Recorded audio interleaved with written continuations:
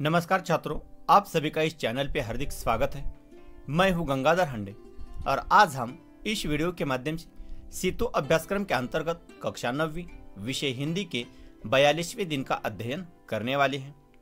इसके साथ साथ छात्रों को सूचना है कि अब सेतु अभ्यासक्रम खत्म होने वाला है, तो इसके बाद हम कृति पत्रिका का स्वरूप, इसके साथ साथ कृति पत्रिका के प्रश्नों का अंक विभाजन, इसके साथ साथ व्याकरण पर आधारित अलग अलग वीडियो हम बनाने वाले हैं।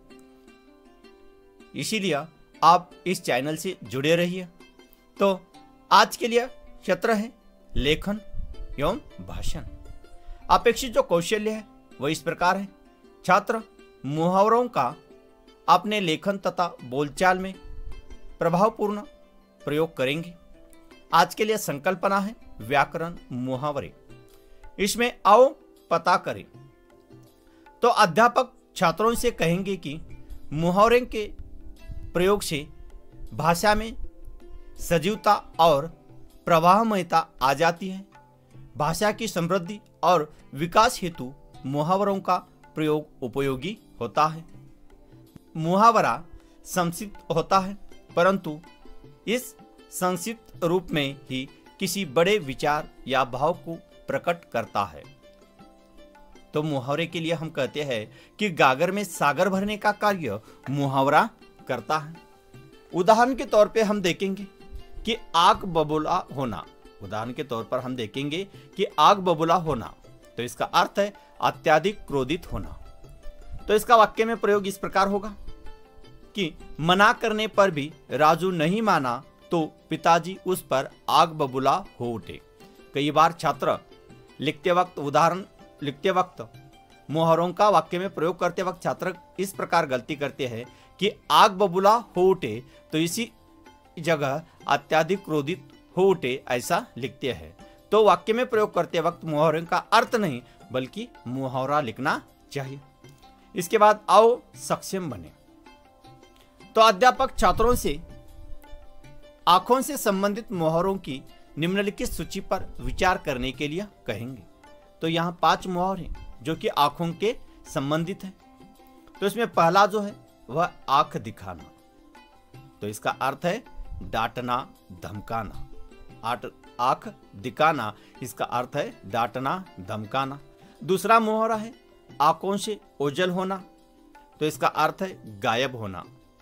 तीसरा है आंखें नीची होना। तो इसका अर्थ है लज्जित होना। चौथा है आंखें मिलाना। तो इसका अर्थ है कि बिना डरे हुए आत्मविश्वास से खड़े रहना। और 5वां जो है वह है आंखों का तारा होना। तो इसका अर्थ है अति प्रिय होना। तो इस प्रकार हम आंखों से संबंधित मुहावरे को देखा है।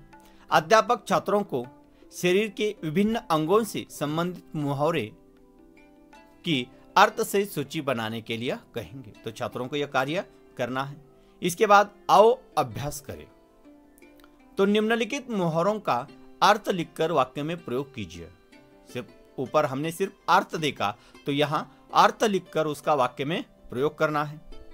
पहला मुहावरा है धुन सवार होना। तो इसका अर्थ है काम पूरा करने की लगन होना। काम पूरा करने की लगन होना। इसका वाक्य में प्रयोग इस प्रकार है। छात्रों को सेतु अभ्यासक्रम पूरा करने की धुन सवार हो गई। छात्रों को सेतु अभ्यासक्रम पूरा करने की धुन सवार हो गई। दूसरा है लोहा मानना। लोहा मानना, इसका अर्थ है महत्व स्वीकार करना। इसका अर्थ है महत्व स्वीकार करना। अगला मुहावरा है रंगे हाथ पकड़ना। अगला मुहावरा है रंगे हाथ पकड़ना। इसका अर्थ है अपराध करते पकड़ना। रंगे हाथ पकड़ना, इसका अर्थ है अपराध करते पकड़ना। और इसका वाक्य में उपयोग इस प्रकार कर सकते हैं, मैंने चोर को रंगे हाथ पकड़ा। मैंने चोर को रंगे हाथ पकड़ा। चौथा जो मुहावरा है वह इस प्रकार है घोड़े बेचकर सोना। घोड़े बेचकर सोना, तो इसका अर्थ है निश्चित होना। तो इसका वाक्य में प्रयोग इस प्रकार होगा, इस साल परीक्षा नहीं होगी यह सोचकर सचिन घोड़े बेचकर सो रहा है। 5वां मुहावरा है अवगत कराना। अवगत करना, तो इसका अर्थ है परिचय कराना। वाक्य में प्रयोग, मैंने अपने दोस्त को मेरे पिताजी से अवगत किया। और अंतिम जो मुहावरा है वह है पसीना बहाना। तो यह इसका अर्थ है दिन रात मेहनत करना। तो वाक्य में उपयोग, किसान हर साल अपने खेती में पसीना बहाते हैं। किसान हर साल अपने खेती में पसीना बहाते हैं। तो इस प्रकार मुहावरे का अर्थ एवं उसका वाक्य में प्रयोग हमने देख लिया है। इसके बाद आओ सृजन करें। तो निम्नलिखित वाक्यों में मुहावरों से रिक्त स्थानों की पूर्ति कीजिए। ये जो रिक्त जगह है यहाँ उचित मुहावरों का हमें प्रयोग करना है। तो पहला है, आजकल सब अपना टिम्ब टिम्ब करते हैं, दूसरों की नहीं सोचते। तो यह इस प्रकार होगा, आजकल सब अपना खुद के बारे में सोचा करते हैं, दूसरों की नहीं सोचते। दूसरा है, रसगुल्ले देखते ही मेरे टिम्ब टिम्ब भर आया। तो रसगुल्ले देखते ही मेरा मन भर आया। तीसरा मुहावरा है, पत्र वाले समाचार देते समय टिम्ब टिम्ब बना देते हैं। तो इसका वाक्य में उपयोग रिक्त जगहों पर यह मुहावरा होगा कि पत्र वाले समाचार देते समय मन के पुलाव बना देते हैं। मन के पुलाव बना देते हैं। चौथा है, प्रथम आने का समाचार सुनकर अजय टिम्ब टिम्ब। तो यह इस प्रकार होगा, प्रथम आने का समाचार सुनकर अजय खुशी के मारे नाचने लगा।